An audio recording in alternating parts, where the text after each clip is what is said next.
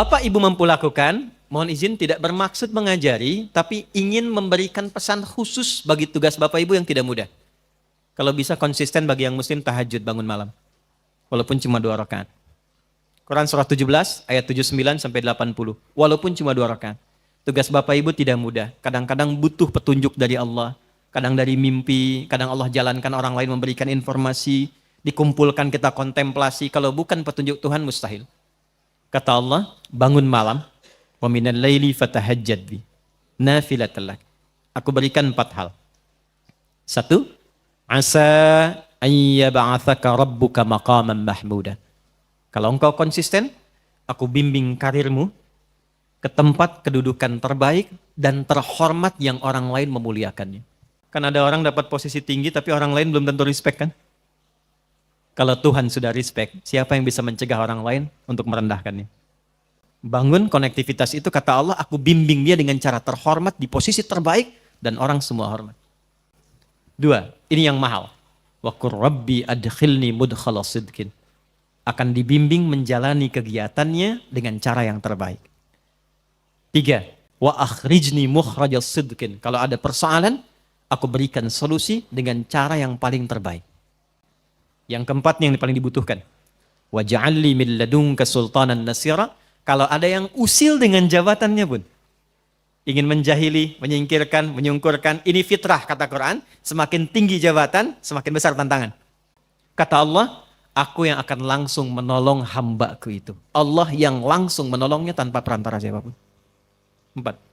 Yang terakhir saya tutup, ada ketakwaan sosial. Hubungan dengan kita semua. Hubungan dengan kita sesama. Itulah yang kita beri nama silaturahim. Maka pindah ayatnya ke ayat pertama di surah yang keempat. Dengan kalimat nas, pembukanya sama. Ya ayyuhan nas. Hei semua manusia. Tuh, balik lagi. Mau laki-laki, perempuan, bapak ibu dari manapun. Ittaqu rabbakumul ladzi khalaqakum. Tegaskan lagi, tingkatkan takwamu kepada Rabbmu. Takwanya apa di sini? Kalau yang tadi spiritual, yang ini beda. Alladzi khalaqakum min nafsin wahidah. Wa khalaqa minha zaujaha. Yang telah mencipta engkau dari bapak yang sama, dari satu ibu yang sama. Maksudnya apa? Kalaupun kita beda keyakinan, membangun hubungan baik dengan sosial, setidaknya samakan di satu persepsi berasal dari bapak yang sama, Adam alaihissalam. Jadi kalau nggak sepakat di nilai-nilai keyakinan spiritual, sepakatlah di nilai kemanusiaan yang sama. Karena itu jangan batasi pergaulan sosial kita hanya dengan yang muslim saja. Kalau pengajian, silahkan yang muslim, yang lain punya acara lain. Tapi kalau nilainya sama-sama yang sifatnya sosial, bakti sosial, kegiatan umum, libatkan semua sehingga merasakan kenikmatan yang sama. Minimal kita sepakat dari satu bapak yang sama. Janganlah, dia kafir, nggak boleh. Ya? Dia nggak sama keyakinannya, nggak boleh. Tempatkan dalam satu hal yang sama. Bukankah Quran begitu bijak? Ya? Bukankah Quran begitu indah? Ketika menempatkan pada nilai spiritual, eksklusif. Ketika nilai-nilai itu sosial, buka. Wabatha minhuma rijalan katsiran wa nisaa. Setelah itu, lahirlah keturunan-keturunan menyebar, lelaki perempuan. Dalam pergaulan itu boleh jadi ada khilaf yang membuat pergaulan dan hubungan menjadi kusut. Maka turunlah kelengkapan ayatnya. Wattaqullah, hei yang muslim, bertakwalah kepada Allah. Jangan sampai di dunia rajin sholat, tapi punya masalah dengan teman-temanmu sehingga engkau sulit untuk dihisab di hari kiamat. Hadis Muslim, riwayat sahabat Abu Hurairah. Maaf, ada orang yang disebut Nabi bangkrut di hari kiamat. Izin, ini masih ada waktu? Masih. Sampai jam berapa kita? Oh silahkan sampai jam 12. Saya 10:04 pulang. Saya mau ke Banten. Ya, izin sebentar, maaf. Jadi ada sedang begini, Nabi sedang duduk-duduk dengan sahabat. Beliau tanya, Atadruna al-muflis, tahu nggak kalian orang yang bangkrut? Satu sahabat jawab, Al-muflisu fina ma la dirham lahu wa la mata'. Ya Rasulullah, orang bangkrut menurut kami, orang yang sudah tidak punya aset sedikit pun, tidak punya uang 1 sen pun. Teori ekonominya pas, benar secara ekonomi. Perhatikan jawaban Nabi. Maaf, yang mengaku umatnya Nabi Muhammad, tolong highlight ini. Al-muflisu min ummati. Orang yang bangkrut di akhirat, dari kalangan yang mengaku umatku itu. Nabi tidak mengatakan umatnya Musa, umatnya Isa, tapi ada yang mengatakan umatnya Nabi Muhammad. Ya'ti yaumal qiyamati bi salatin. Dia datang di hari kiamat dengan pahala rajin sholat. Jadi sholatnya rajin. Tahajud, dia sholat sunnah duha dan sebagainya. Wasyamin, rajin puasa sunnah. Hati-hati Pak Adeng nih, sedang puasa sunnah nih. Rajin puasa, bukan Ramadan saja, puasa sunnah, puasa. Senin, Kamis, Ayyamul Bid, puasa Syawal. Wazakatin, gak telat zakat. Bahkan disiapkan sebelum waktunya. Kemudian dia sholat, dia puasa, zakat, mungkin juga haji dan umrah. Cuma sayang, wayati qad syatama hadza. Tapi lisannya gatal cela orang. Senang mencela. Ya, mencela itu sekarang lisan turun ke tangan tuh. Turun ke tangan. Ada ayatnya, al-yauma nakhtimu ala afwahim wa tukallimuna aydihim. Sekarang itu ayat Yasin itu berlaku. Kadang orang mencela lisannya diam tapi tangannya itu komen. Tangannya komen kan? Sudah mulai sekarang ya. Tinggalnya di Singaparna tapi statusnya nyampe Singapura kan? Tungguin gitu kan? Dan terlibat di situ. Itu pembuktian terbaik sekarang, muncul sekarang. Dan masalah paling banyak kan sekarang Pak ya? ITE yang banyak diadili itu. Ya. Wa qadzafa hadza, suka nuduh dengan bukti yang tidak ada. Maaf, wa daraba hadza, senang berkelahi. Puncaknya wasafaka dama hadza. Ada yang menumpahkan darah, membawa nama agama dengan jalan yang tidak benar. Tembak sana, bom sana, dor, Allahu Akbar, Allahu Akbar. Dan itu oleh Nabi jauh-jauh diingatkan. Hati-hati Pak, kalau ada aliran yang sedikit-sedikit lukai orang, menghukumi orang sekenanya, kata Nabi hati-hati. Karena kita itu sudah lengkap sekali aturannya, pakemnya sudah jelas. Ya. Jadi saya pernah sampaikan di beberapa kesempatan, waktu bom di Jalan Tamrin tuh, izin Pak Dirjen, teman-teman, Bapak Ibu. Itu saya sedang di Lampung. 2 orang meledak. Itu pertanyaan pertama langsung bertanya, Ustadz, apakah bom di Jalan Tamrin termasuk jihad fisabilillah? Saya bilang dengan sederhana sekali, Pak, sependek pengetahuan saya, jihad fisabilillah itu jihad di jalan Allah, bukan di Jalan Tamrin. Tapi itu pembuktian terbaik dari apa yang Nabi sampaikan dulu. Nah, orang-orang ini ketika pulang, ini spiritnya, hukum positifnya supaya kita koreksi diri, jangan sampai terjadi. Nanti tu'khadhu hadza min hasanati wa hadza min hasanati. Yang baiknya akan ditimbang karena Allah adil, tapi untuk nutup yang buruknya. Jadi kalau ada orang sholat, senang sekali usil pada orang dengan lisannya, dia caci maki orang, pahala sholatnya diberikan pada yang dicaci itu. Ada orang puasa, tapi saat yang bersamaan bikin hoax, maka pahala puasanya ditarik, ditutupkan pada dosa hoaxnya itu.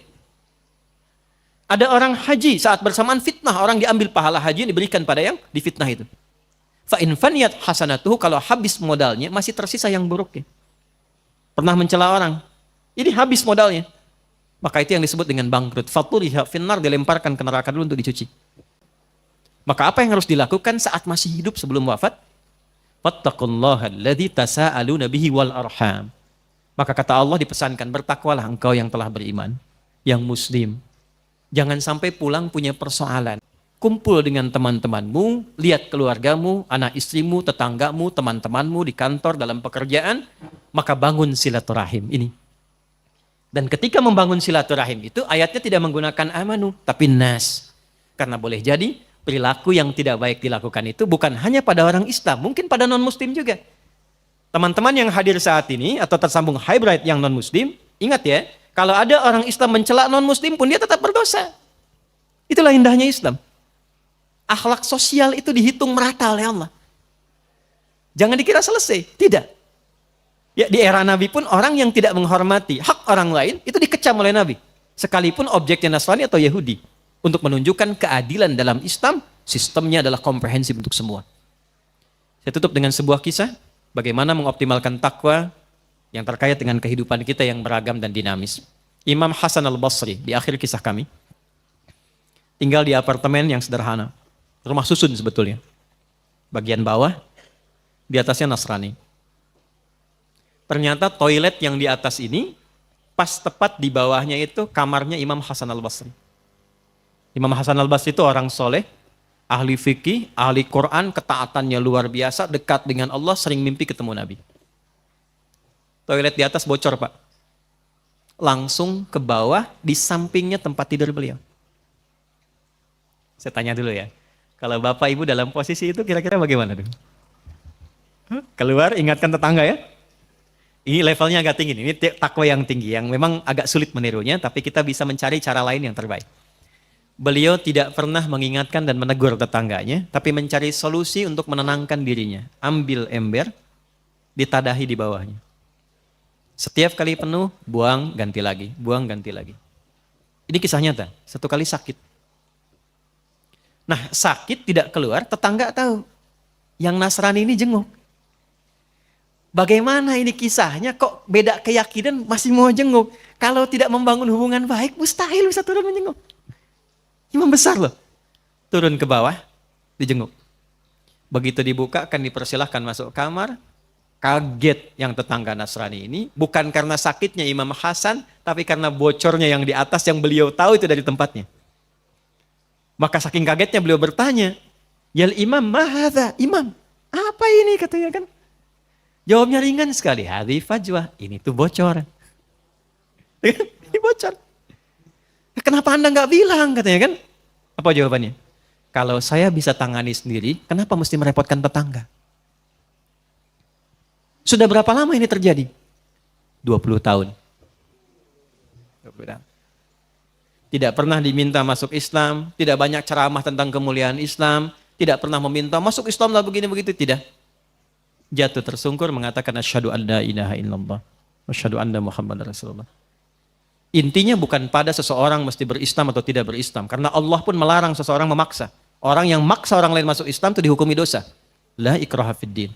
Tapi orang Islam diminta menampilkan akhlak terbaik sehingga siapapun mengenal inilah real muslim itu seperti ini. Jadi saya mohon, Anda adalah hakim yang muslimah, tunjukkan bahwa Anda seorang muslim. Muslim tidak korupsi, muslim tidak menipu, muslim tidak berdusta, muslim disiplin, muslim sabar, dan muslim berperilaku baik kepada sesamanya.